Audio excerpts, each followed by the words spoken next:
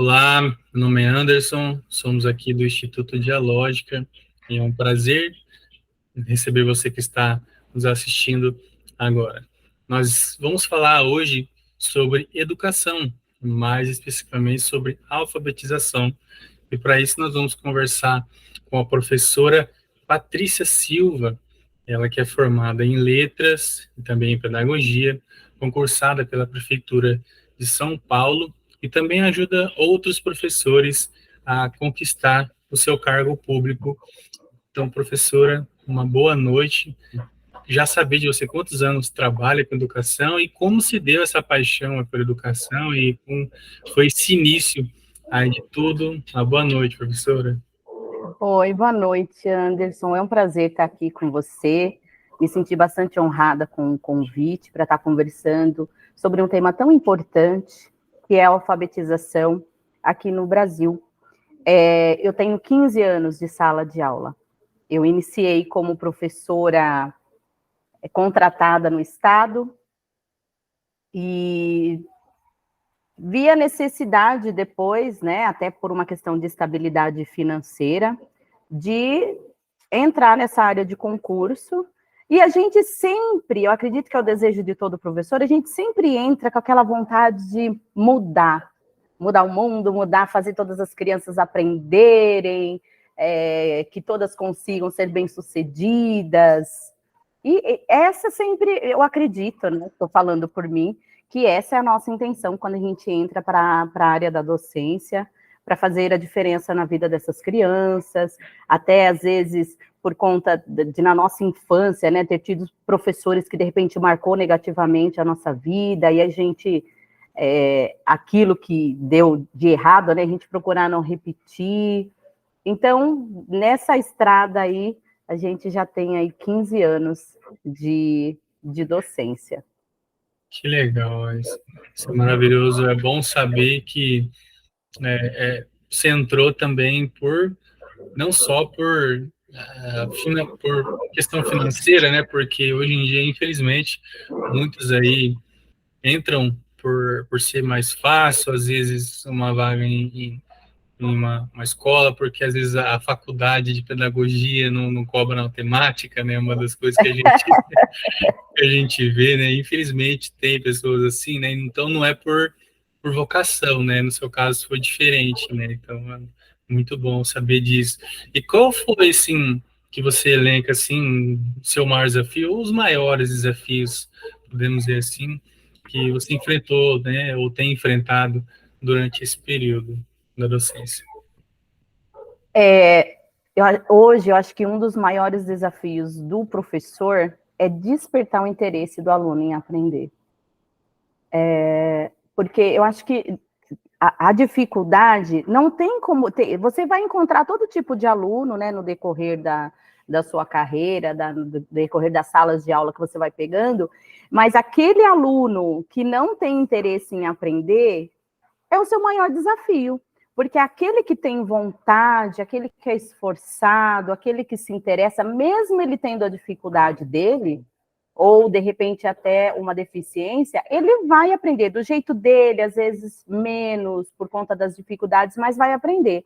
E o aluno de hoje, muitos não têm interesse, né? Porque existem também outras questões, né? Até que depois a gente vai comentar, que é a questão da não repetência, né? Então, o aluno, ele não é bobo. Ah, por que que eu vou fazer tal atividade? Por que que eu vou aprender a fazer isso?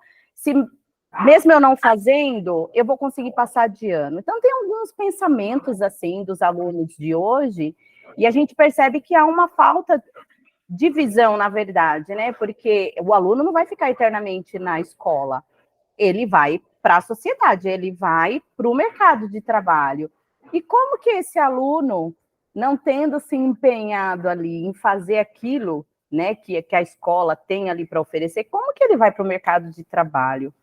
E aí é onde esse aluno, ele vai ficar para trás ou vai pegar empregos que paguem apenas salário mínimo, enfim, aí é como se fosse ali, né, um círculo vicioso que, infelizmente, às vezes está tão próximo ali da gente, mas que é um fato que realmente acontece. Então, acho que um dos maiores desafios hoje é despertar o interesse do aluno, explicar para ele, né, ele entender o porquê que ele está aprendendo aquilo, porque hoje tudo, né, você tem que contextualizar.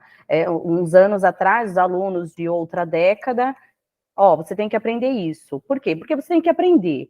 Hoje não, hoje você precisa contextualizar, precisa explicar, mas o que eu vou fazer com isso? Para que eu preciso aprender isso? E aí, mesmo com toda essa contextualização ainda, os alunos, por conta até de que eles estão rodeados de tantas coisas, né, tanta informação ao mesmo tempo, a questão da tecnologia, então eles acham que é tudo muito fácil, que é só você, de repente, fazer vídeos para o TikTok, que você, mas por que eu preciso disso? Porque eles acabam tendo conhecimento, né, a gente vê tanta gente nas redes sociais que não é nem alfabetizado e está ganhando milhões, então eles ficam deslumbrados com essas coisas. Esses dias atrás era o pessoal do Free Fire, né? Joguinho não dá dinheiro, a gente agora falava assim, joguinho não dá futuro, não. Aí tinha um jogador lá do Free Fire, né, que é um joguinho de celular, que tá milionário, aí fala, o Free Fire dá dinheiro e tal. Aí entra realmente isso aí, né? E eles acham que isso vai acontecer com todo mundo, né? Eu tenho alunos que querem ser jogadores de futebol, ainda tem essa coisa, né? Quero ser jogador de futebol. Mas só porque gosta de futebol? Não, porque sabe, né, que jogar futebol dá muito dinheiro, né? E aí eles têm como exemplo Neymar, Cristiano Ronaldo, que são realmente ícones, mas que, né, eu falei, mas e se não der certo? Qual é o seu plano B? E na maioria das vezes eles não têm plano B, porque eles estão acreditando que esse plano, que é o de ser jogador de futebol, é o que vai dar certo. Né? Eu conheço, vizinho lá da minha mãe, que a mãe dele investiu tempo e dinheiro quando ele era adolescente, colocou em escolinha de futebol, porque o sonho era que ele fosse. Não conseguiu, foi trabalhar em mercado. Né? É triste isso, mas o menino ficou assim desiludido, né, frustrado, porque estava apostando tudo nessa profissão que infelizmente não deu certo, e hoje ele já tem família, tudo, mas não seguiu carreira nenhuma, não deu certo, né? Então, os nossos alunos, infelizmente, eles abraçam muitas vezes, querem abraçar uma realidade que não é a deles, e eles acham que eles vão conseguir tudo facinho, né? Porque aparentemente para eles é facinho, você é igual esse jogador de Free Fire, quem faz vídeo de dancinha no TikTok. Então, aparentemente para eles, parece que no mundo que eles vivem, onde eles estão inseridos, né, na comunidade onde eles estão, para eles parece ser o caminho mais fácil, infelizmente. E essa questão do interesse é realmente importante, porque os alunos, falando do nosso contexto de 2023, os alunos têm um poder de ascensão social, de mudança social enorme, né? Diferente já dos pais, dos avós antigamente, que era muito mais limitado, né? Então, antigamente as opções de mercado eram poucas, tá? A educação também era mais limitada do que hoje. A parte da tecnologia hoje realmente deu uma possibilidade enorme, mas não só para dancinha, não só para dancinha, não só para Free Fire, como diversas outras coisas, né? Realmente fogem da mente deles essas outras possibilidades aí que podem alavancar a vida deles, né? Mudar a vida social como está hoje, né? Então, aquela intenção boa do professor de olhar para o aluno e tentar tirá-lo da situação que ele está ali, às vezes numa família carente, né? E a gente olha e fala assim, olha, você tem a possibilidade, menino, sabe? Mas a gente vê que no ritmo que que a criança está ali, ela ainda vai permanecer da forma que os avós estavam, do que os pais estavam, justamente porque não entendem essa oportunidade que tem hoje, né? Embora antigamente houvesse a chance, era muito mais limitado do que hoje, eu acredito assim. né? Sim. Então, essa parte da sensibilização deles aí, despertamento do interesse, é realmente muito, muito sério, muito relevante mesmo. E você trabalha também com a parte de alfabetização, né? Alfabetização. E conta um pouco para a gente como é seu trabalho, né? Especificamente, que tipo de aluno você atende, né? Faixa etária, né? Para a gente entender melhor como é seu trabalho e os desafios dele. Eu entrei nesse projeto, o projeto é chamado de PAP, que é Projeto de Apoio Pedagógico. A gente atende alunos numa faixa etária de 8 anos, que são alunos que já estão no terceiro ano do ensino fundamental, até 14 anos, que é o aluno que já está no nono ano, porque tem algumas prefeituras que têm prefeituras não, escolas que têm o ensino médio, mas na escola que eu estou, ela atende até o nono ano, então esse projeto é de alunos que estão indo para o terceiro ano, que tem 8 anos, até 14 anos de idade. Então, geralmente, esse atendimento, ele é feito 2 vezes por semana, 2 aulas cada dia. Então, são 4 aulas por semana, e geralmente eles são atendidos no contraturno. Então, os alunos da manhã são atendidos depois que eles terminam a aula. E os alunos da tarde, eles vêm mais cedo, né, na parte da manhã, para eles serem atendidos. Então, são alunos que estão, para você ver, são alunos que estão com 8 anos e ainda não estão alfabetizados. Então, eu atendi esse ano alunos de quinto ano, que ainda, quinto, sexto ano, que ainda não estava totalmente alfabetizado. Ler silabando, né, juntando as sílabas.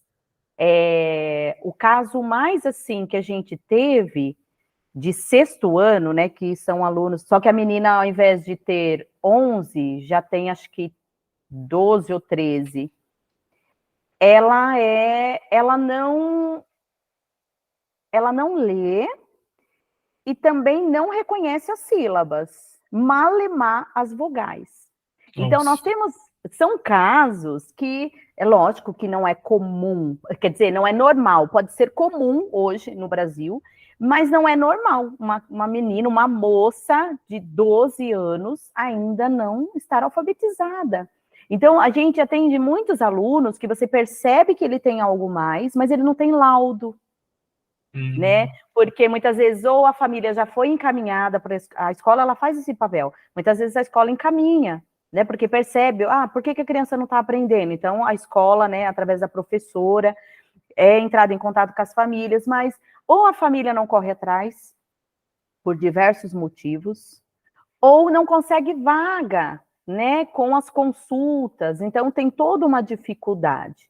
Então, inclusive, um aluninho que eu estava atendendo, ele foi diagnosticado agora, ele é autista, né? Então, ele tá no terceiro ano, ele ainda não está alfabetizado, e aí a mãe, né, ele foi encaminhado, foi conversado com os pais, e ele acho que já estava, né, ele é novo na escola, acho que ele já estava aí fazendo algum acompanhamento, e ele foi, né, foi dado aí o diagnóstico aí de autismo. Ele é meio fora desse padrão, né, de que a gente costuma ter aí de autistas, por isso que talvez a gente nem tivesse desconfiado, porque agora eles classificam em graus, né, então a gente não tinha identificado isso, mas ele foi diagnosticado com autismo.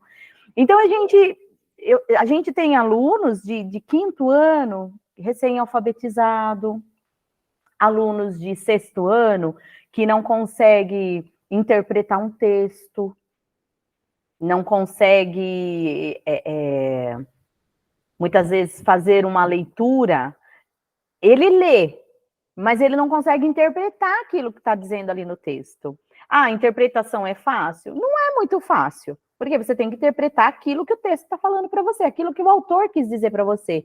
Mas também são textos, assim, muitas vezes muito simples e que, tecnicamente, eles teriam que estar sabendo. interpretar aquilo ali. Então, a gente pega desde aquela criança que ela não está alfabetizada, ou que ela foi recém-alfabetizada, ou que ela precisa trabalhar essa questão de interpretação de texto. Nesse projeto também tem a parte de matemática, português e matemática. Tem crianças que não sabem fazer as 4 operações matemáticas, né? Não sabe fazer uma conta de divisão, não sabe fazer uma multiplicação. Essa questão da tabuada hoje, que eles não memorizam. Então, pelo menos na minha época, tinha chamada oral. Olha, tal dia vai ter chamada oral. Tem que saber a tabuada. E valia nota. Então, hoje, acho que se o professor fizer isso, ele só vai passar raiva, porque as crianças não memorizam. Então, para mim, na minha opinião, fica quase impossível você fazer uma operação matemática se você não sabe a tabuada, porque você usa tanto para multiplicação quanto para divisão. Então, como que você vai, né? Então, são muitas dificuldades. E o que acontece também? Na instituição que eu trabalho, foi colocado que você não pode reprovar o aluno em determinadas séries. Então, você só pode reprovar o aluno no 3º ano, no 6º ano ou no 9º ano. Ou seja, se o aluno ele fez o 1º ano, a Pro sabe que ele não está preparado para ir para o 2º. Ah, mas não pode reprovar. Então, manda ele para o 2º. Do 2º, ele não tem condição de ir para o 3º. Ah, mas manda ele para o 3º, porque no 2º não reprova. E aí, só quando o coitado chega no 3º, ele faz o 3º ano, e aí, às vezes, ele é reprovado. Porque a instituição também, ela associa. Isso eu acredito que não é provado cientificamente, porque teria que ser.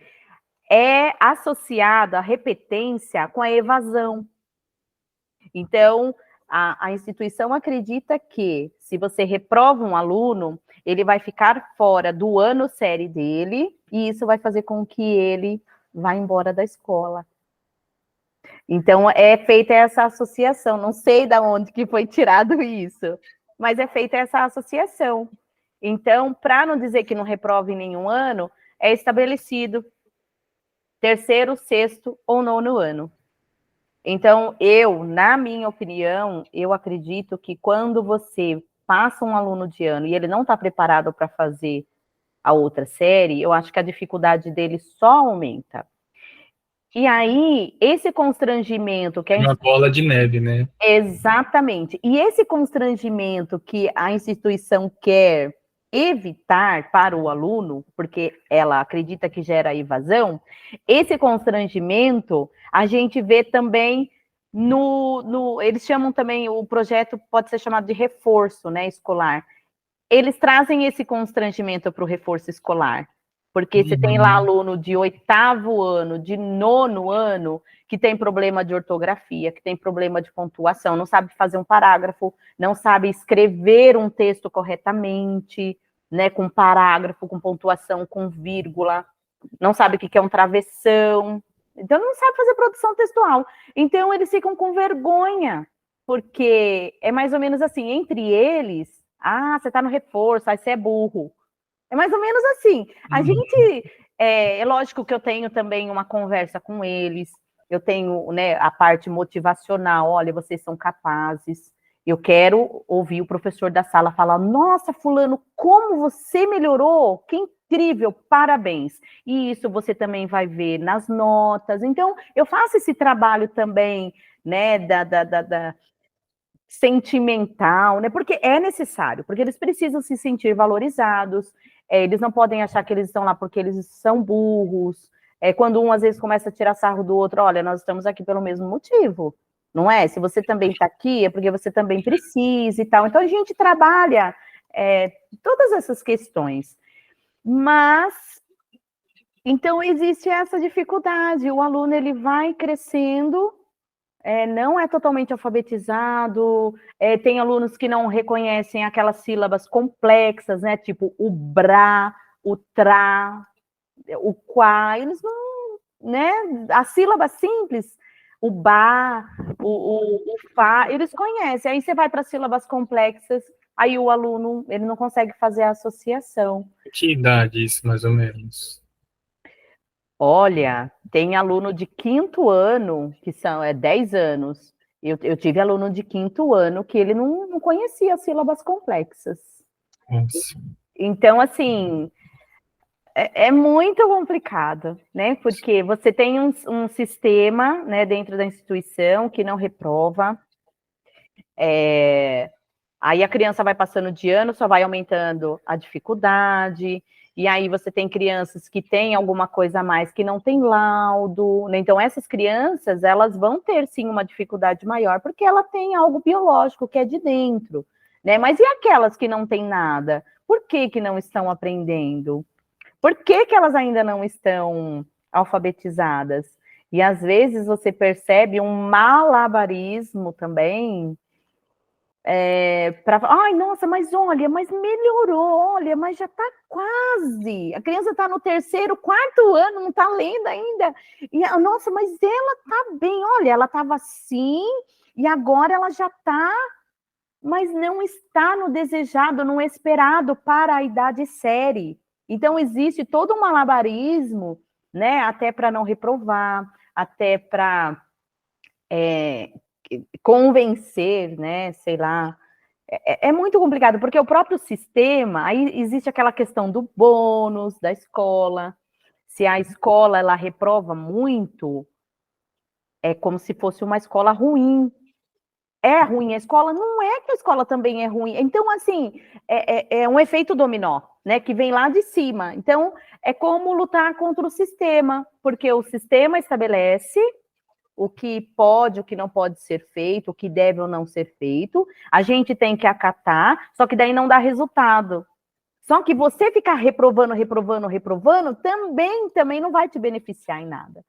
Então vira aquela bola de neve e as notícias estão aí, né? Brasil lá embaixo na questão da compreensão matemática, na questão da leitura, que os jovens não leem, que, enfim, aí vira aquela... Deixa eu te perguntar, temos ainda professores que não são bons, isso não dá para a gente negar, ser professora, a gente já foi aluno também, Sim, então a gente sabe que realmente existem professores que não são capacitados, que não têm vocação, isso ainda existe. também. Mas existe, eu observo que existe um problema hoje em dia também, que é toda a culpa desse não desenvolvimento do aluno ser imputada ao professor. Não sei como que você vê se essa percepção é só minha, mas qualquer coisa que acontece, o aluno vai mal, a culpa é do professor. Se o aluno não está se desenvolvendo, a culpa é do professor, né? E como que você vê essa questão na hora de você estar apresentando ali um reforço? Como você identifica se o aluno ele está ali por conta de um problema, como você bem disse, é um problema cognitivo, é um problema, né, de desinteresse mesmo ali, que não vai, ou é um problema realmente de má formação anterior dele ali, por conta de professoras ruins e tudo mais? Então, bom, a culpa sempre tem que ser de alguém, né? Então, acho que o lado mais fraco é sempre o professor. Mas, assim como existem professores excepcionais, porque a gente vê aí no Instagram fora muita gente, né? Muito professor legal, criativo, que usa de todas as maneiras aí para fazer com que o aluno aprenda. Então, eu acredito assim, infelizmente, a gente tem uma pessoa aí que colocaram como referência da educação, que é o Paulo Freire, mas que, na verdade, enfim, mas eu acredito que se é que é para ter um método, o método que dá certo é aquele que o aluno aprende, não importa qual seja o método. Então, o que, que acontece? Que a gente vê por aí nos bastidores, professora falando, olha, não estou usando o método do currículo que é para ser seguido, porque já tentei, não deu certo. Então, estou tentando o outro, mas é tipo assim, sabe? É como se estivesse fazendo uma coisa ilegal, imoral, porque se a gestão fica sabendo, leva a chamada. Nossa. Então, assim, a gente tem essas questões. Por outro lado, a gente tem salas, principalmente salas que são de alfabetização, que aonde eu trabalho é do 1º ao 3º ano. Então, você tem salas com 30 alunos. Então, essas salas deveriam ser, no máximo, 20 alunos, para que o professor dê mais atenção para os alunos. É um período muito importante. E aí, o professor fica numa sala, ele tem 30 alunos. Desses 30, é a minha realidade aqui, tá? Desses 30, ele tem, por exemplo, um com síndrome de Down, 2 autistas, um com deficiência intelectual. É assim, fora, conta tudo no geral, 30, mas desses 30, aí, fora esses que têm deficiência, que é o síndrome de Down, que é o deficiência intelectual, que é o autista, ele vai ter aquele aluno, ele não tem deficiência, mas ele tem dificuldade de aprendizagem. Então, com ele já vai ter que ser usado um outro tipo de atividade ou algo a mais para que ele possa entender a atividade. Ele não vai conseguir? Não, ele vai conseguir, mas ele precisa já de uma outra metodologia. Então, eu acredito que o professor, dependendo da experiência que ele tem, da formação que ele tem, experiência de vida, porque conta muito também. Se você pegar lá uma professora recém-formada, que ela entrou no concurso, é o primeiro ano dela na sala de aula, você acha que ela vai dar conta? Ela não vai dar conta, né? Por diversos fatores. Aí ela pega lá uma sala com 30, vários alunos deficientes, ela não tem experiência de sala de aula, e ela vai ter que se virar. Então, eu acredito que as salas de aula cheia contribuem para que muitas crianças, a professora não dê conta de todas elas, então vai depender também da experiência da professora, da experiência de vida, da experiência profissional que ela vai ter. Esse ano, né, graças a Deus, teve as salas de alfabetização, tiveram uma estagiária para ajudar a professora, né, então foi menos pesado, mas ainda assim, fica difícil. Então, por exemplo, a professora ela tem esses 30 alunos na sala de aula e vai ter aquele que, de repente, ele tem um TDAH, mas ele não é laudado. Esse aluno, ele é avoado, ele se passa, cai um lápis no chão, ele já, né? E a professora, ela não consegue dar conta de tudo isso, porque é muita demanda para uma pessoa só. Então, eu acredito que isso acaba atrapalhando.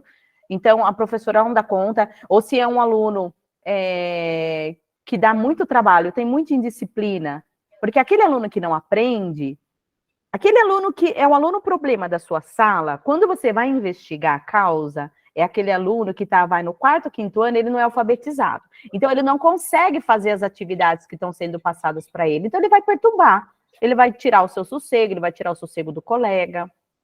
Então, existem muitos fatores que contribuem para que aquele aluno não aprenda. E a professora, por outro lado, ela acaba se cansando, porque ela tem que dar conta de muita coisa, e às vezes, eu acho que eu não sei até que ponto, né, vou dizer aqui, porque eu não vou julgar ninguém, mas ela acaba se cansando, ela não dá conta, e ela acaba deixando aquele aluno meio que de lado. Aí ajunta que a mãe daquele aluno é uma mala sem alça, né? Então, assim, são vários fatores, né, que acabam contribuindo, infelizmente. E aí, esse aluno, ele vem para mim, e assim, a gente procura não pôr a culpa em ninguém, né? Porque a partir do momento que o aluno, ele vem para mim, tecnicamente, a professora está trabalhando com ele lá, mas como ele tem dificuldade, como ele não acompanha, tal, ele vem, o meu é mais personalizado, porque o meu, ainda assim, é muito, mas o meu é o mínimo 12 e o máximo 15. Mas pensa numa sala que só tem esses com dificuldade. Então, o máximo que eu acho que seria o ideal seria de 8 a 10, e olhe lá, para você realmente pegar ali aquele aluno. Então, 12 é o mínimo e 15 é o máximo. Então, você tem um projeto que é muito legal, o projeto, mas que a instituição, né, o governo dá com uma mão e tira com a outra, porque quando você coloca um projeto desse, mas que você fala que pode ser até 15, 15 é metade de uma sala. Então, isso dificulta um pouco. Só que acaba que não vai toda essa criançada. Por quê? Aí já entra na questão da nossa frustração, né? É mãe que não acorda a criança para ela vir, porque se são crianças pequenas e elas estudam à tarde, elas precisam vir de manhã. Nem todas têm peru escolar pela prefeitura. Então, alguém tem que trazer essa criança. Então, muitas vezes, a criança falta, porque perde a hora, porque saiu com a mãe, foi passear, foi não sei na onde. E a gente tem essas dificuldades também, que é agora a parte da família. Né? Então, eu estou lá para fazer a minha parte, mas aí a mãe, ela não dá a devida importância ao projeto. A gente tem isso também, porque a escola ela não consegue trabalhar sozinha. Ela tem que ter a participação dos pais. Então, quando aquele aluno, ele falta, e eu sempre pergunto, eu estou sempre no pé. Oi, senti sua falta, por que você não veio? Ai, o tio da perua passou, eu não estava pronto, o tio foi embora. Então, ou a criança fica doente, mas aí são outros casos, né? A criança fica doente e aí não vem. Mas às vezes a mãe está em casa, não chama. E aí a criança perde a hora. Né? Então a gente tem esses contratempos. É isso que você entra num projeto achando que, puxa, vou fazer a diferença. Vou alfabetizar todo mundo. Aquilo que eu sonhei, eu vou conseguir, né? Agora estou com metade de uma sala. E aí você não consegue. Mas o que nos conforta é que você sempre atinge alguns. Né? A Pro vem falar com você, olha, fulano tá joia. Ou então eu pergunto, e aí, como que tá o fulano? Puxa vida, já tá melhor. Né? Já consegue escrever melhor, já tá reconhecendo as sílabas. Porque acaba sendo um trabalho conjunto, porque eu vou trabalhando lá, é mais personalizado o meu, tem menos alunos, e ela vai trabalhando com a sala toda. Então, querendo ou não, né, uma ajuda a outra. Então, a gente faz um trabalho de parceria. A professora da sala, mais o meu trabalho, que é no contraturno, e mais a família. Então, se a família ela acaba não dando a devida importância, muitos pais autorizaram, mas o aluno não veio uma aula. Nossa. Né? Acontece, né? Então, eu já tinha sido avisada, o meu coordenador falou, olha, é uma luta eterna com as famílias, porque não depende só da gente, depende da família também. Então, as famílias também, eu acho que hoje, os pais de hoje são muito jovens também, porque a gente tem alunos que professoras lá deu aula para a mãe, deu aula para o pai daquele aluno. Aí você vai ver, tem aluno lá de 10 anos, a mãe tem 25, 27 anos.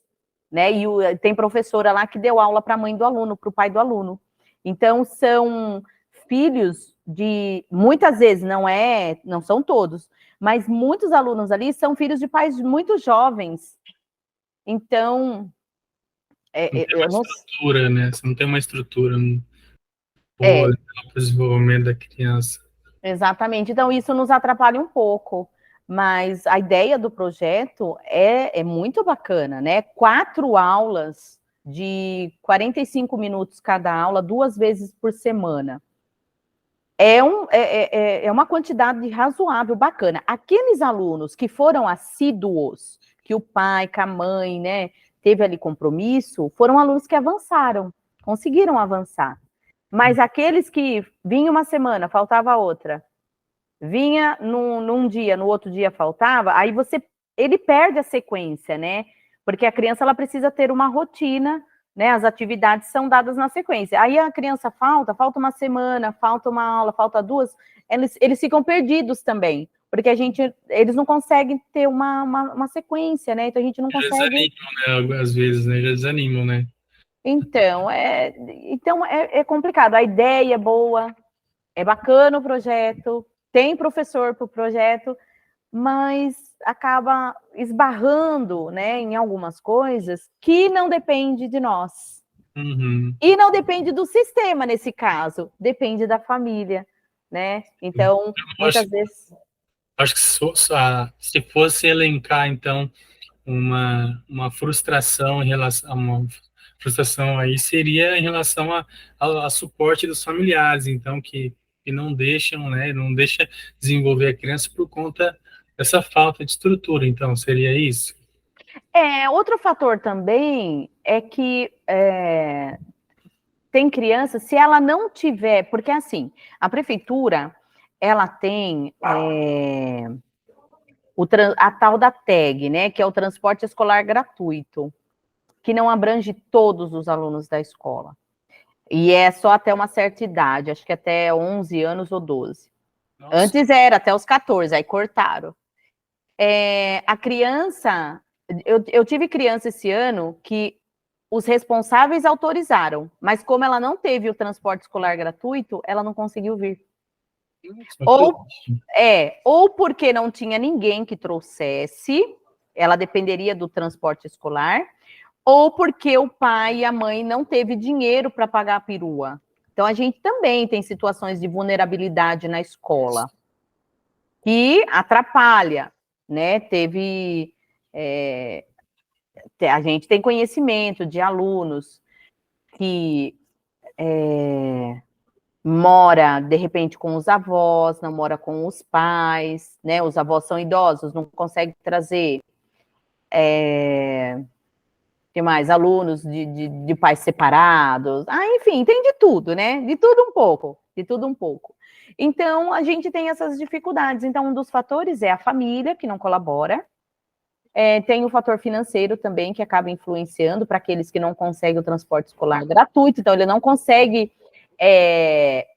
vir antes do horário da escola. Ele só consegue vir no horário da escola. Então, esses fatores acabam aí atrapalhando e a criança acaba não sendo contemplada aí. Nossa, é uma situação triste, porque realmente, como você bem disse, é um projeto excelente, né? Que, assim, teoricamente tinha tudo para dar muito certo, né? E Sim. como você bem disse aí, né? As pessoas, os meninos aí que se dedicaram, realmente, né? Foi possível ver o resultado, né? Então é uma pena que esse resultado não pode ser mais abrangente por conta desses fatores aí.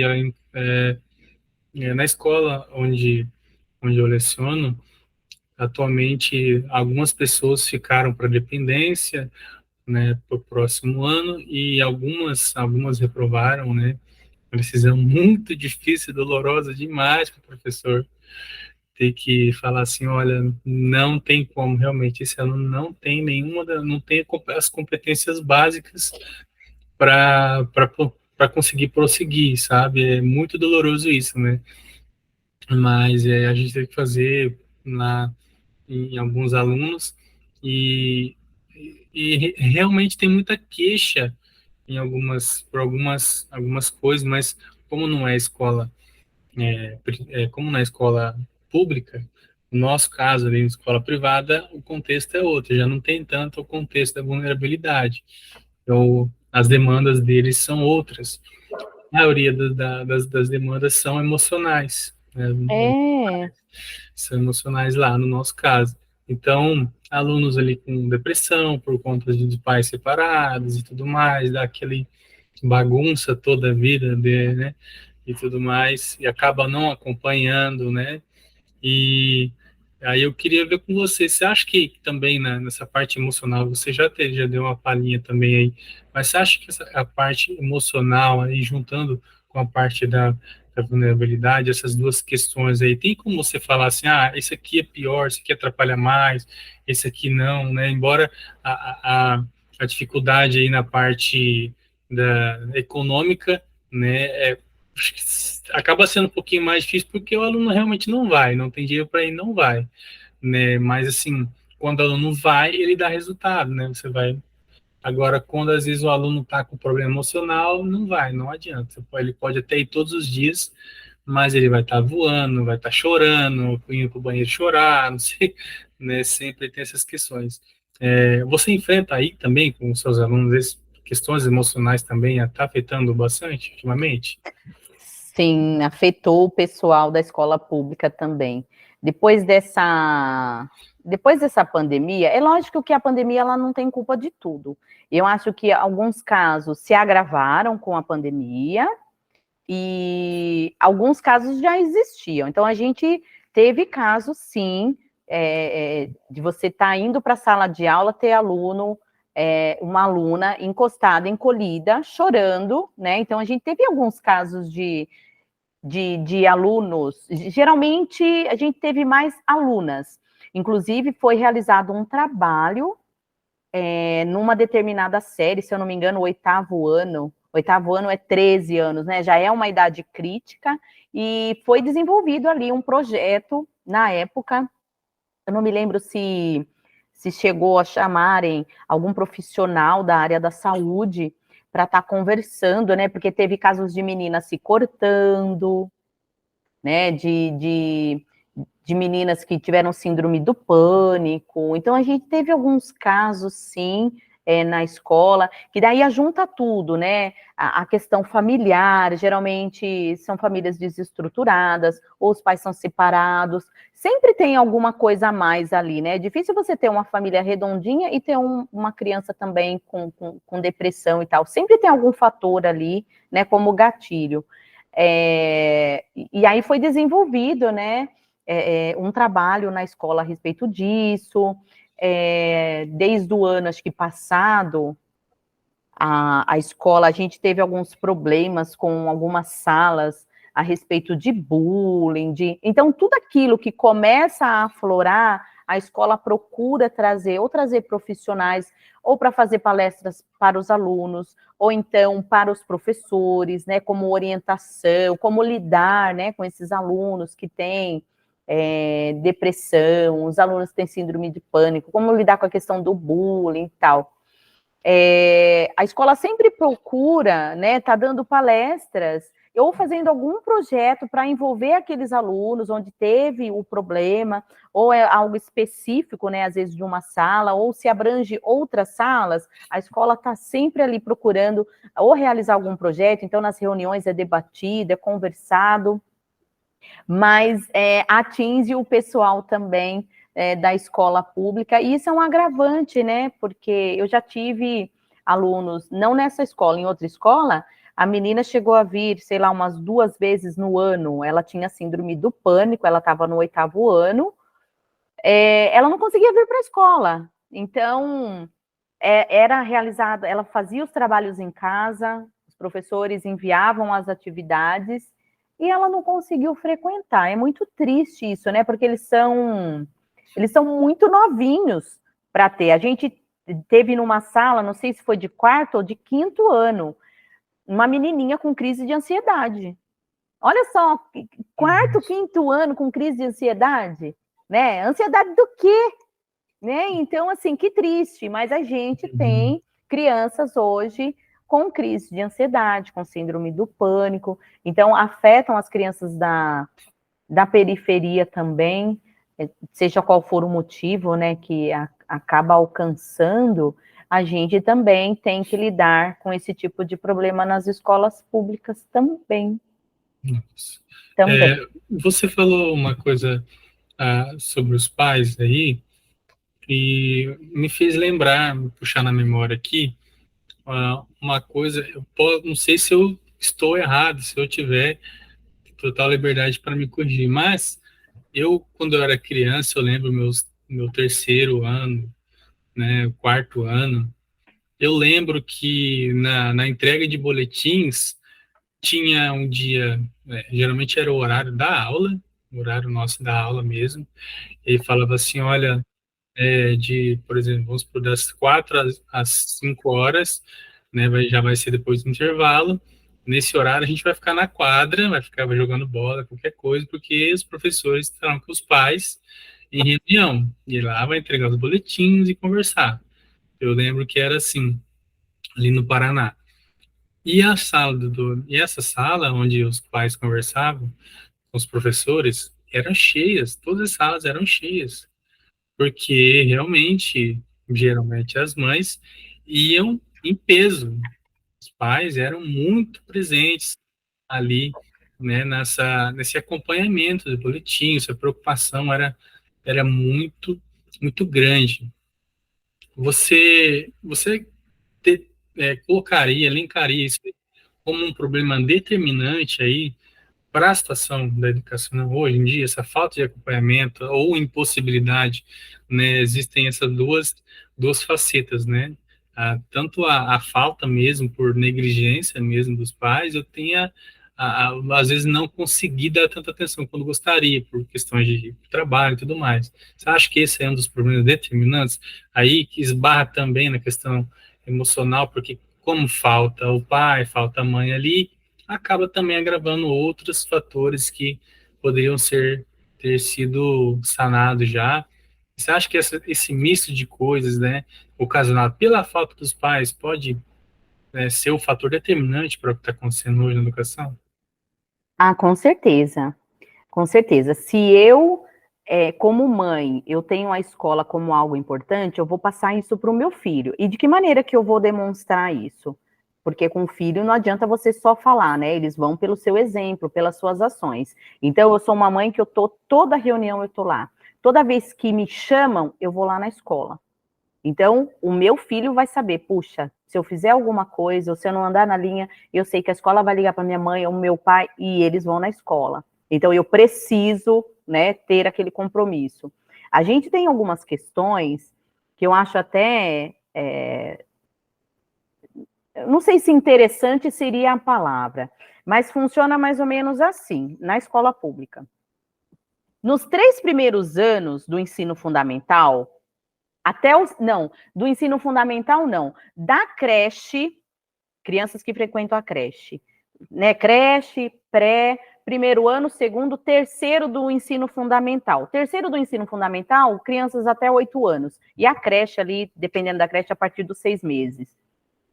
Os pais, principalmente as mães, fazem um inferno na vida da professora, porque é mãe indo lá na creche, porque perdeu a chupeta do meu filho, porque o paninho dela dormir não estava na bolsa, porque a criança caiu, a mãe vai lá fazer barraco, esse tipo de coisa. Isso vai até o terceiro ano, que é essa época da alfabetização das crianças. Por tudo, as mães, não é por coisas importantes realmente, sabe? Por conta da aprendizagem, por conta de lição de casa, né? Que a mãe está preocupada, é por coisas bobas. A gente fica sabendo de mãe que foi lá na escola ou mandou bilhete mal criado para a Pro, porque quebraram a garrafinha de água do filho, sabe? Essas coisas assim, absurdas. E aí, a partir do quarto, quinto ano, vão diminuindo nas reuniões. Quando as crianças passam para o Fundo 2, que é a partir do sexto, os pais vão sumindo, principalmente daquelas crianças que são crianças problema, né? A criança que arruma confusão toda semana, criança que bate no colega, criança que desacata o inspetor, que responde para a professora, que xinga a professora. E aí, porque é assim, teve a reunião de pais. Os pais que trabalham, geralmente a reunião durante a semana, eles não vão conseguir vir. Só que a escola tem, acho que 1 ou 2 dias na semana, que atende os pais 6:30 da tarde.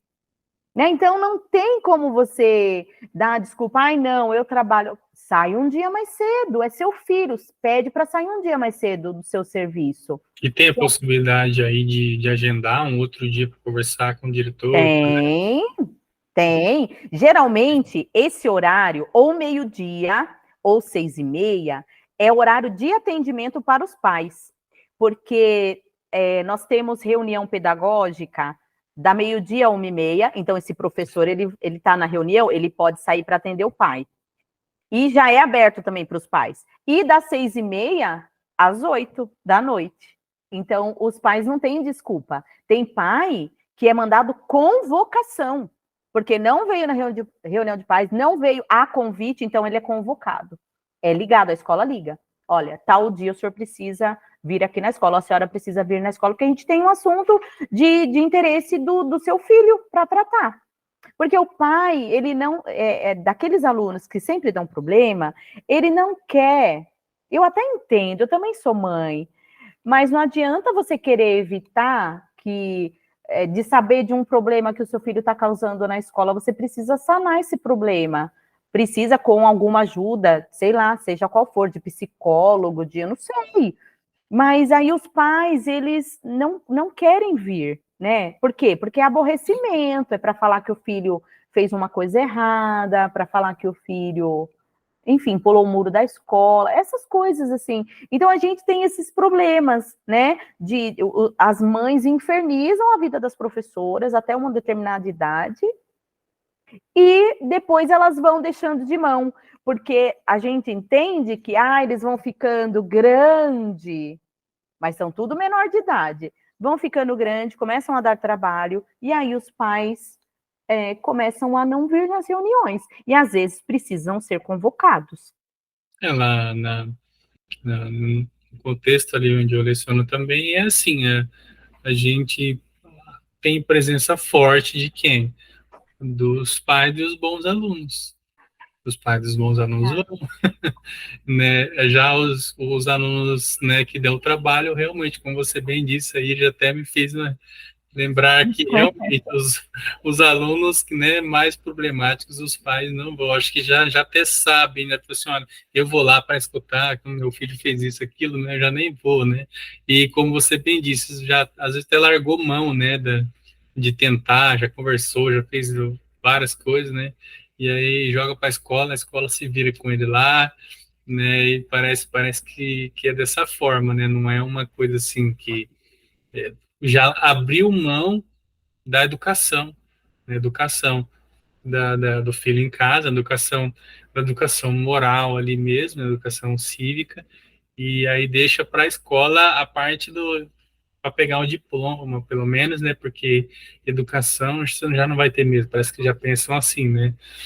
E realmente é muito triste isso. Daí falou isso daí, eu realmente agora estou puxando na memória aqui, só os pais dos bons alunos, né? Que a E gente não tem o que dizer, né? aí agora mesmo, infelizmente, uma das pessoas lá que reprovou, ela, a mãe só veio no último, na última reunião, só veio na última reunião e já para dizer, olha, sua filha não tem capacidade mínima para avançar, infelizmente. Se continuar dessa forma, se ela não se esforçar agora na recuperação, ela não vai conseguir nota, e aí não vai dar. Realmente, não conseguiu nota na recuperação, não conseguiu nota mínima para passar ali, e aí o desenvolvimento dela na sala, no dia a dia, era ruim mesmo, não tinha condições, e, e era mandada mensagem para a mãe: ó, a senhora precisa vir aqui para conversa com o professor, conversar com a coordenação, mas a mãe realmente não vinha, sabe? E aí, como a escola particular, você já até imagina a guerra que vai ser isso daí depois, que a pessoa vai entrar em ação na justiça, vai um monte de coisa, né? Ainda igual você bem falou aí, o inferno, né? Mais ou menos essa palavra, a gente tem até dó da coordenação aí, uma hora como essa, né? Mas, infelizmente, os pais falham com os filhos em relação a esse acompanhamento, né? Porque, igual você bem disse aí, estão já maiorzinhos, estão lá no. Vou colocar o contexto aqui, já estão ali no ensino médio, mas ainda são menores de idade, ainda não têm o senso de importância correto, né? Não sabe dar valor que realmente é importante, então precisa do acompanhamento do pai, de alguém ali, né, mostrando para eles, ou pelo menos que faça por obrigação, já é o mínimo, né? Mas nós estamos, igual você bem disse aí também, pais muito jovens, né? Muitas vezes já eram relapsos na escola também, aí acaba virando essa bola de neve, né? E, assim, nós temos, né, já apontamos aqui alguns problemas, assim, mas antes de passar para uma pergunta aqui, eu queria ver com você qual a esperança que você tem quando você está dando aula ali para os seus alunos ali, desse reforço, desse projeto, dos alunos bons, assim, o que você enxerga, assim, você vê uma solução, mesmo que seja em um ou dois, né, às vezes eu também falo, assim, que a gente vai dar aula para dois ou três por sala, né? Se a gente salvando esses 2 ou 3 aí por cada sala, meu Deus, olha, glória a Deus, né? Como você enxerga esse daí também? Embora seja uma coisa que a gente deveria chorar, né? Porque, pô, eu tenho 50 alunos já tive esse ano. E você dá aula para 3, 4, né? Embora seja uma coisa assim de ficar triste, como você enxerga esses alunos aí que se esforçam? Você vê, né, uma coisa boa por aí, pra frente? Se a gente não vê o lado positivo, como você falou, de 50, você está dando aula para 2, 3, você fica muito frustrado, né? Fica muito desgastante. Então, acho que a gente tem que focar naqueles que a gente consegue atingir. Isso já vai ser algo que vai deixar, que vai confortar a gente. Porque se você não se conforma, você tem que mudar de profissão, aí você tem que fazer outra coisa. Porque a minha filosofia, eu sempre disse que eu não posso sofrer no meu trabalho, eu não posso sofrer para dar aula. Né? Eu não posso ficar doente. Tem professor que fica, hoje é muito comum, né, os professores ficarem doentes por diversos fatores, né? Porque só porque você não consegue atingir o seu aluno que você fica doente. Não. Junta isso, indisciplina, muitas vezes o professor não tem o apoio da gestão. Quantas notícias a gente já viu aí de professor sendo agredido por pais de alunos, ser agredido por alunos. Então, é um trabalho espinhoso, mas que a gente tem que focar sabendo que a gente está desempenhando um bom trabalho, você está fazendo tudo que está ao seu alcance, e você tem que pensar que, do seu ponto de vista, você está dando tudo de você ali, e que alguém vai ser atingido. Aquele que estiver disposto, aquele que os pais também cooperarem, é aquele aluno que ele vai se salvar, porque existem muitos bons alunos na rede pública, né? Vários alunos lá da escola entraram nas escolas técnicas do estado, né? Nas ETECs, né? Teve alguns alunos, um ou outro, não foram muitos, né? Pelo tanto de alunos que a escola tem, é muito pouco, né?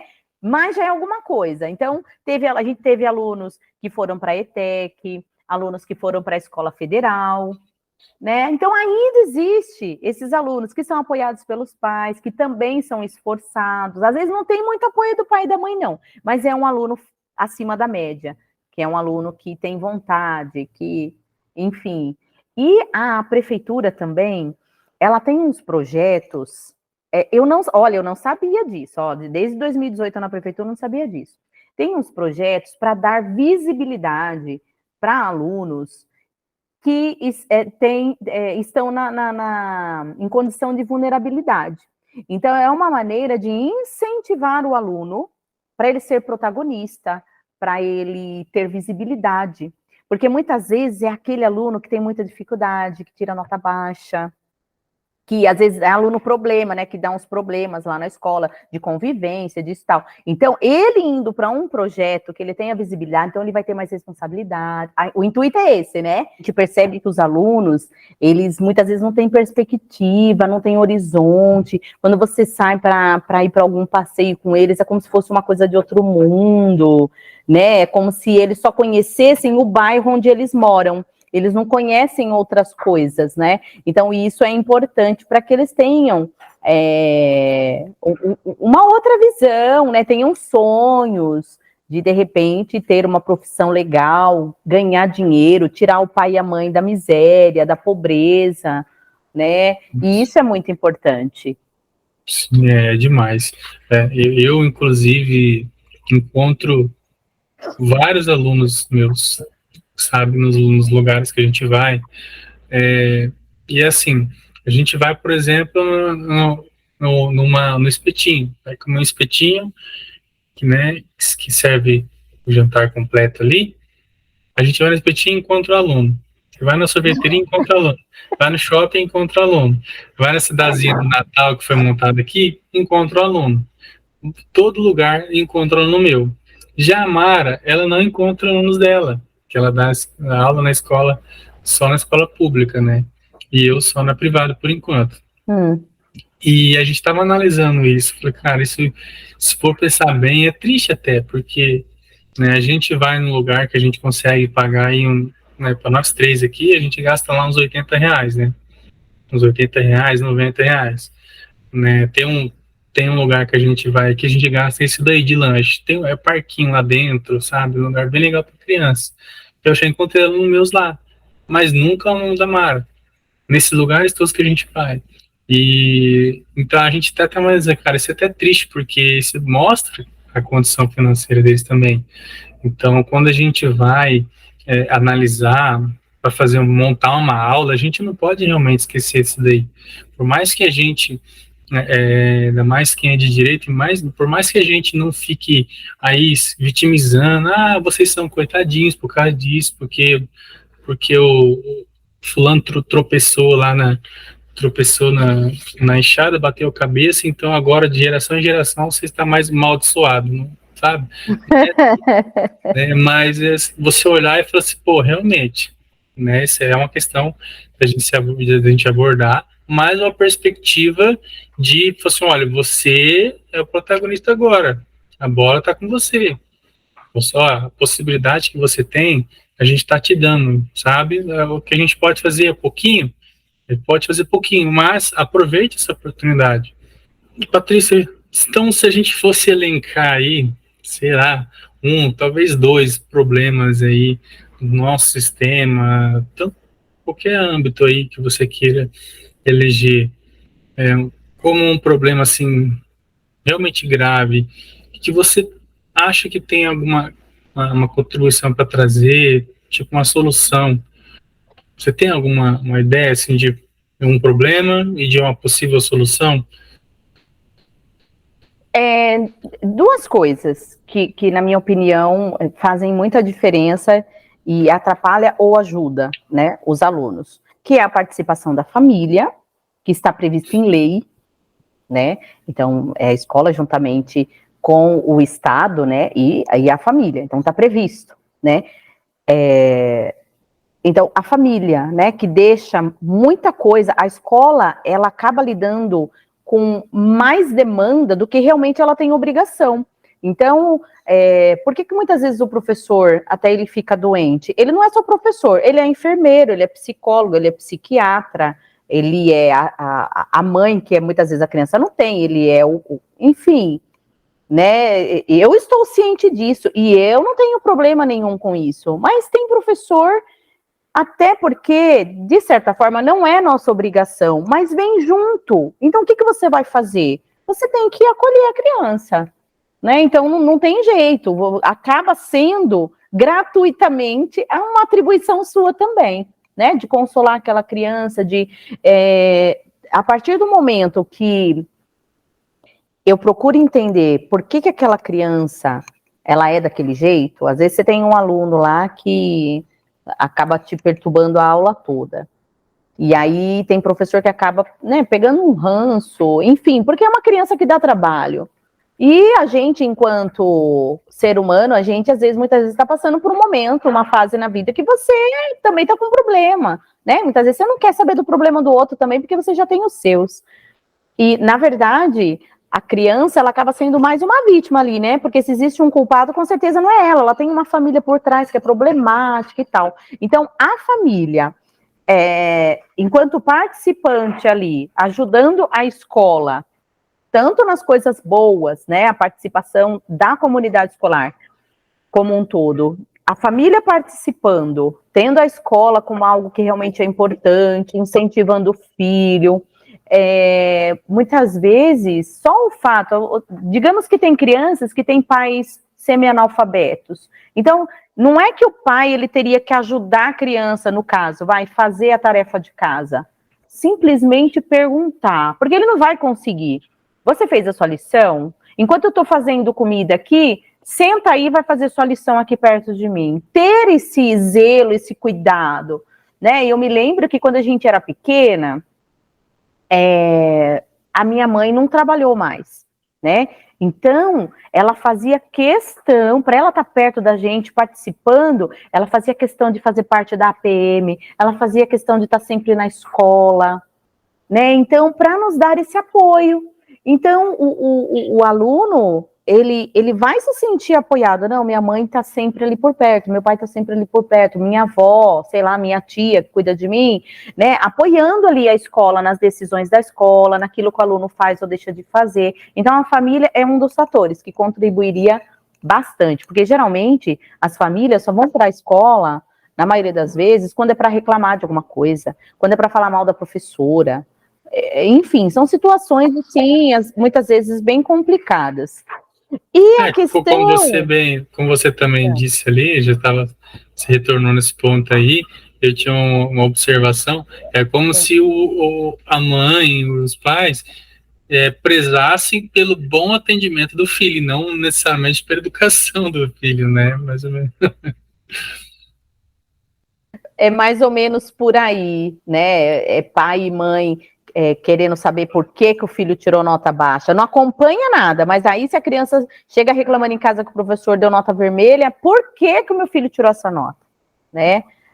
Então, não é o filho que tem que ser penalizado, é o professor, né? Teve uma professora que a mãe foi lá na escola, ela é uma professora excelente, essa pro, 5º ano. Foi lá conversar com a coordenadora porque a professora ficou falando que o filho dela tinha que estudar porque ia ter a prova, então isso causou uma crise de ansiedade na criança. Então, assim... dizer, né? O que a gente vai falar? Então, a pro não pode nem falar nada, né? Então, ao invés da mãe apoiar que a pro tá, né, dizendo, nossa, tem que estudar, vai ter prova e tal, não pode falar nada porque a criança teve crise de ansiedade. Então, a gente tem esse tipo, né, de coisa na escola que só atrapalha, Então, um professor que ele vai querer ter paz de espírito, que ele não vai querer ter problema, ele não vai mais falar nada para essa criança, vai deixar ela de lado. Por quê? Porque ele também precisa se resguardar. Você vai comprar briga com algum pai, com alguma mãe? Uns meses, acho que foi o mês passado, retrasado, a gente ficou sabendo numa reunião pedagógica que os pais de uma das alunas eram o chefe da boca aqui da... Meu Deus. E aí a gente começou a rir, né? Nossa, eu falei... Aí os professores, nossa, acho que eu vou mudar a nota dela, então, né? Então, assim, disse que era chefe de uma parte aqui, não sei o que lá, do PCC. Então, assim, a gente muitas vezes não sabe quem são os pais, não sabe com quem que a gente está lidando, né? Então, assim, tem coisa que é muito complicada. E aí, essa menina, eu dei aula para ela o ano passado, que ela estava no 6º ano. E ela era muito preguiçosa, não realizava as atividades, só ficava no celular. E ela estava com nota baixa que a maioria dos professores, por conta disso. Inclusive, o pai dela foi na escola um tempo agora atrás para conversar. E a gente fica meio assim, né? Eu falei, os professores estavam brincando que ia mudar a nota, mas eles tinham consciência que a nota dela estava baixa porque ela não realizava as atividades, tal. Então, diz que o pai chegou lá, estava pronto para conversar numa boa, mas a gente ficou sabendo, né, qual era a profissão dele. Então, a gente, nas escolas públicas, a gente lida com isso, né? Então, a gente precisa do apoio das famílias para que ajude no bom andamento, na aprendizagem das crianças.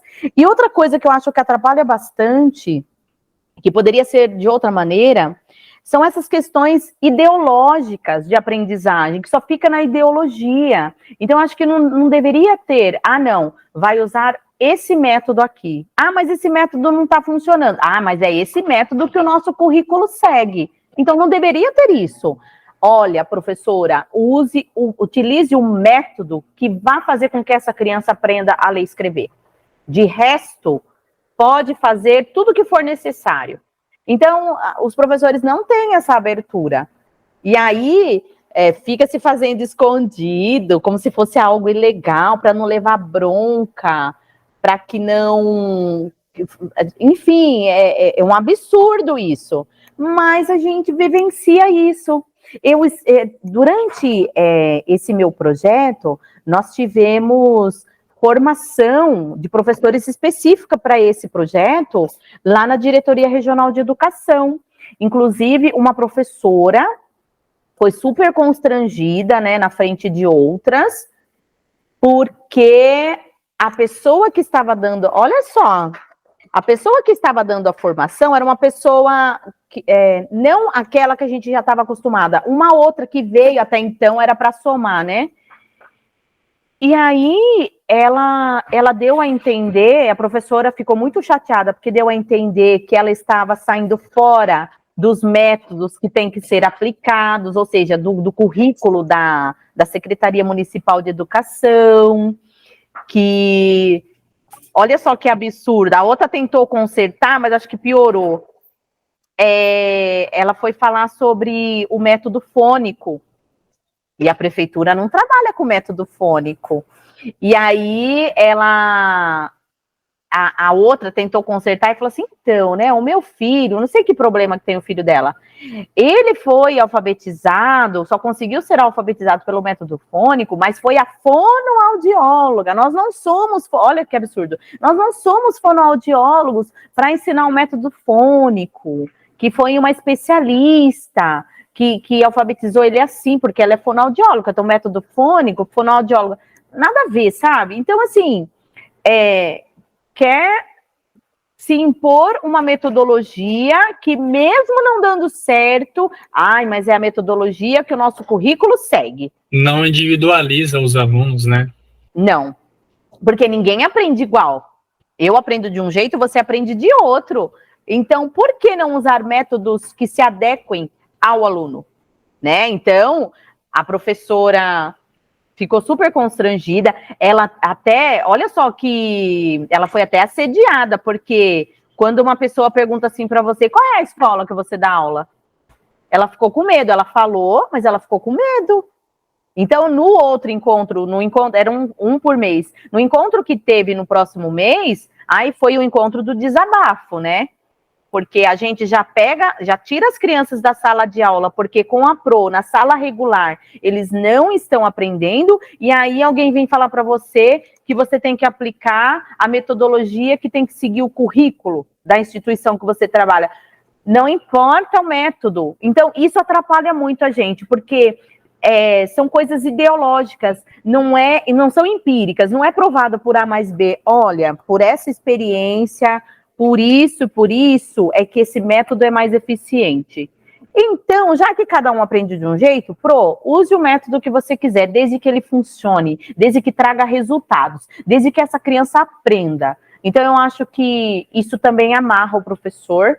Então, a questão da família é muito importante, e essa questão de metodologia, acho que tem que ser o método que vai alcançar aquela criança, que ela vai aprender, e ela vai se sobressair, ela vai estar de acordo com o ano série que ela está, para que ela não precise ser reprovada. Então, isso tem atrapalhado muito, né? E essas questões ideológicas, essa questão ideológica, ela vem muito da esquerda, né? A esquerda, ela não tem nada de prova, ela só tem fala, ela só tem ideologia, aquilo que eu acho e que eu ainda quero empurrar para os outros, porque é o meu pensamento, e quer fazer valer, não é nada comprovado. Né? Então, isso atrapalha muito os professores. Então, mesmo não podendo, as professoras acabam fazendo debaixo dos panos, acaba dando tudo certo, as crianças acabam aprendendo, mas é o que a gente tem de realidade hoje, pelo menos na escola pública. Então, como a maioria das escolas que são públicas, e a gente também não tem quase pessoas de direita, né?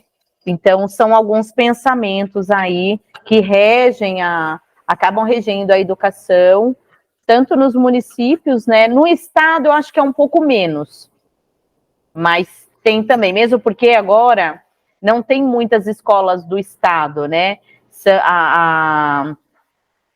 A prefeitura é que fica com o ensino fundamental 1, geralmente, né? Então, pega a creche, o pré, todo o ciclo aí de alfabetização, então fica a cargo da prefeitura, e o estado tem mais aí Fundi 2 e médio, né? Então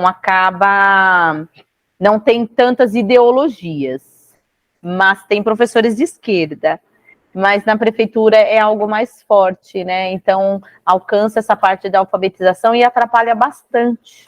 né? Porque Isso é quando você é um professor que ainda se importa, né? Porque é, infelizmente, também outra coisa que não dá para negar, aí existem professores que não se importam muito, que ocuparam espaço e por motivos ideológicos, então não acaba não acaba dando o seu melhor para ensinar os alunos, né? E aí acaba tendo que ir lá para sua sala, né? Infelizmente, né?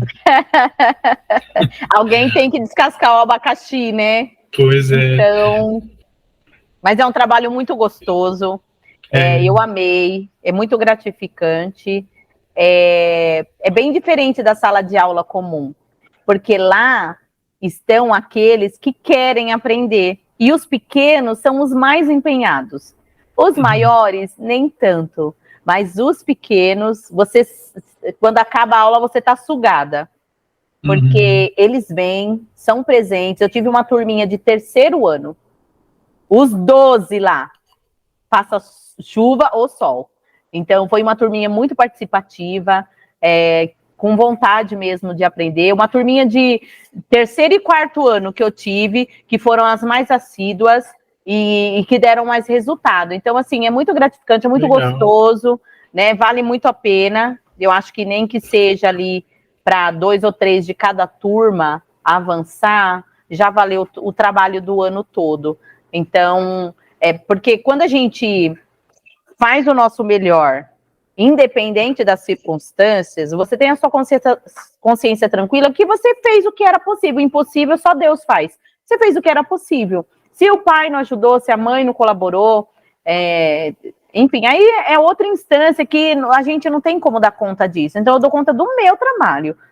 Aquilo que é externo, né, a gente nem leva em consideração. A gente fez o que era possível, a gestão conhece a história das famílias, então aquele aluno que quase não avançou, a gestão até sabe, pai problemático, mãe problemática, mora com a avó, a mãe usa droga, não tem pai. Então é uma história mais triste que a outra, muitas vezes.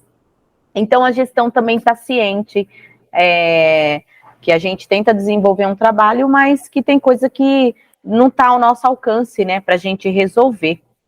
Então, esses são os maiores problemas aí. Eu queria, último, para fechar com você, saber, né, apesar desses problemas ou por causa desses problemas, qual é a sua perspectiva daqui 20 anos aí em relação à educação? Não só na alfabetização, se nós vamos conseguir erradicá-la, o analfabetismo ali, se vamos conseguir alfabetizar na idade certa, não só isso, mas a educação em geral. Como você vê daqui 20, vou colocar 30 anos, como você enxerga aí, né, olhando, fazendo esse panorama aí do sistema, dos professores e dos alunos, como eles são hoje, é, como que você enxerga a educação aí futuramente? Olha, eu sou uma pessoa muito esperançosa, muito otimista. Então, eu acredito que, eu quero, né, acreditar que os futuros professores, né, aqueles que estão fazendo aí uma licenciatura, eles vão procurar.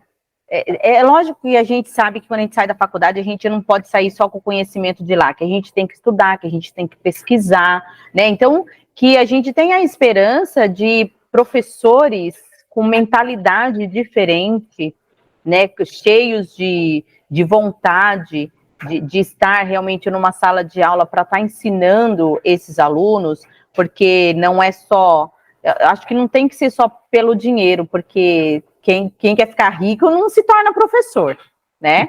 Então, embora hoje a gente tenha oportunidade nas redes sociais de estar ensinando também, então você alcança muita gente. Então, nessa de você alcançar muita gente, dependendo do foco que você tem, você pode estar ensinando novos professores a ampliar a visão deles, a conhecer outros autores, a pesquisar mais, né? Não ficar só com aquilo que ou aprendeu na faculdade ou aprendeu quando estava na época da escola. Então a gente tem que ter a esperança que vão levantar aí outros professores dispostos. A gente tem bastante professor acomodado que só quer pegar a mesma série para não ter que ter o trabalho de fazer um planejamento diferente, né? Infelizmente isso é uma realidade. Professores cansados já.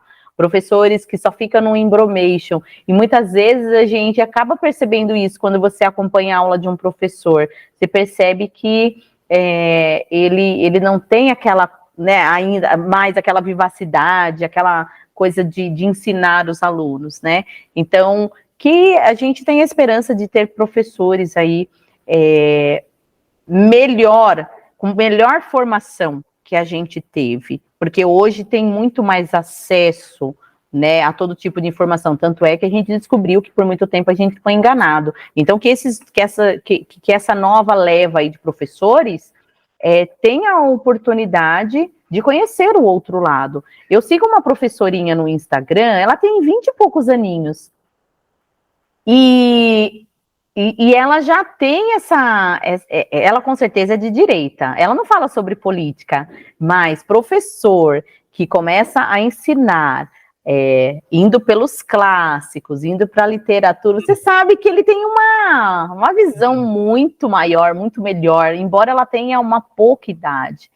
Então, a gente ainda tem esperança aí de professores para fazer a diferença, não só na vida dos alunos, como na vida de outros professores. Porque quando você trabalha numa instituição, ou se você dá aula particular, ou se você dá aula numa instituição particular, eu acho que na instituição particular não tem tanta ideologia, né? A não ser que a instituição faça questão de puxar por um viés. Não sei. Eu já dei aula em escola particular também, e tem escola particular, se ela é uma escola particular de bairro e ela se deixa ficar refém daquela clientela do bairro, é muito complicado. Eu dei aula numa escola assim, e você não podia colocar na apostila do aluno que ele não tinha feito a lição.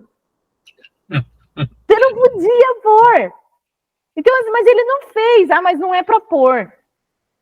Assim, a gente não tinha contato com os pais, era a coordenação, né? Não podia ter contato. Acho que, sei lá, com medo do professor falar alguma coisa, com medo de arrumar encrenca com o pai. Então, a gente tinha uma clientela muito, muito ruim de aluno, por ser uma escola particular. Então, a gente percebia que a escola estava interessada no dinheiro, né? Já tinha mudado a metodologia de ensino, porque os alunos não estavam acompanhando, então abaixaram o nível. Então, não é só, quando a gente fala de escola pública, é porque depende de verba de governo, mas e a escola particular? Tem muita escola particular boa, né, tanto é que são os alunos que geralmente entram aí na faculdade pública, mas tem muita escola particular ruim, né, que paga pouco para os professores, que você não pode chamar a atenção do aluno, que você não pode colocar que o aluno não fez a lição, né, a gente teve que usar aula para o aluno completar a apostila, porque já tinha lição passada faz tempo, e a apostila estava em branco. Então, assim, eu conheço os dois lados, né? Eu já dei aula na escola particular, dependendo da escola. Tem escolas muito boas, tem escola que, aqui em São Paulo, que o meu filho, se fosse o caso, teria que fazer um teste para ver se ele está à altura da escola. E aí a escola aceita. Eu acho isso incrível. Por quê? Porque a escola ela coloca um padrão. E se você não atende esse padrão, sinto muito, tchau. Então é só aluno que realmente estuda. São alunos que vão para a faculdade pública. Então, se a escola ela baixa o nível, os alunos não entram, e aí, como que fica? Então, tem escola particular muito boa, né, que preza pelo nível, mas tem escola aí que só está querendo a mensalidade do aluno, então aceita qualquer... Eu já dei aula em escola pública, não só agora na prefeitura, que a escola é boa, mas de outras escolas públicas melhor, com alunos melhores do que aluno de escola particular. Então existe isso, né? A clientela, né, que acha que você, o aluno de escola particular, muitas vezes acha que você é empregado dele. Então tem umas questões assim complicadas. Então tudo tem o seu lado ruim, né? Na escola pública, na escola particular. Então a gente tem que ver o lado positivo, fazer aí a nossa lição de casa. Como eu falei para você, eu sempre tive a filosofia de não sofrer para dar aula, foi algo que eu escolhi para fazer. Professor tem vida fora da escola, tem família, tem marido, tem filho. Então você não pode permitir que 1 ou 2 alunos tirem ali sua paz de espírito, faça que você tenha depressão, que você tenha... Enfim, eu sempre fui dessa filosofia. Não, a partir do momento que não der mais, que eu achar que não, então eu vou fazer outra coisa. Mas é muito difícil você conviver com alguns professores também que só reclamam. Dá vontade de você perguntar para ele, por que você não vai fazer outra coisa? Acho que não está dando mais para você. Então, eu amo todos os meus alunos, tem sempre aquele que é mais terrível, mas como a gente tem também uma outra visão que envolve outra coisa, né? Aquilo que a gente acredita, a gente tem uma visão mais ampliada, né? Porque muitas vezes aquele aluno é um aluno muito problemático, então ele traz os problemas da casa dele para a gente. E se o professor não sabe lidar, fica muito mais difícil. Então foi o que eu escolhi para fazer, não me arrependo de ter escolhido o que eu escolhi, e foi a profissão que eu abracei. E eu procuro fazer aquilo que está ao meu alcance, né, de acordo com as minhas possibilidades, e não permitir que fatores externos venham aí tirar minha paz, fazer com que eu fique doente, surtar na sala de aula. A gente sabe, né, de casos assim, de professores que surtaram na sala de aula, inclusive tem uma lá na escola que ela está readaptada. Você olha assim, você não dá nada assim por ela. Ela é uma pessoa maravilhosa, mas não deu mais para estar na sala de aula, né? Então ela foi readaptada. Mas infelizmente aqui no Brasil não é muito valorizado, né? O professor, principalmente com essas teorias educacionais que querem nivelar aluno e professor. Isso não existe. Porque quando você nivela, se a gente fica no mesmo nível, que diferença que a gente vai fazer na vida do aluno, né? É muito complicado. Inclusive, aí, esse senhor que o pessoal tem como patrono aí da educação, coloca aí no mesmo nível. Então, isso é prejudicial para o professor, né? Porque acaba desvalorizando a autoridade do professor na sala de aula. E não entende também a criança, que precisa de um mestre, né? Toda criança precisa de um mestre. A referência. Exatamente, sim, porque essa já começa com a teoria de que a criança, ela já traz um saber. Sócio-construtivismo, né? Ela já traz um saber, que ela aprende com o meio, que né? Então, como assim? Mas ela precisa de um professor que direcione. Tudo bem, ela tem um saber? Tá, mas ela precisa de alguém para orientar, de alguém para explorar esse saber que ela tem, para orientar, né, para dizer para ela, olha, vem por aqui, é por esse caminho. Todos nós tivemos professores e ainda temos. Por quê? Porque sozinho a gente não aprende, a gente precisa do outro. Né? Então eles colocam, é para mediar só. A criança já traz o saber, então o professor é só o mediador.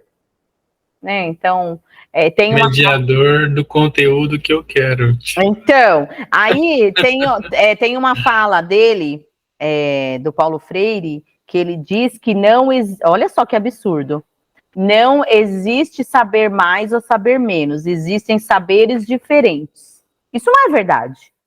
Isso não é verdade. Você pode ter mais conhecimento que eu.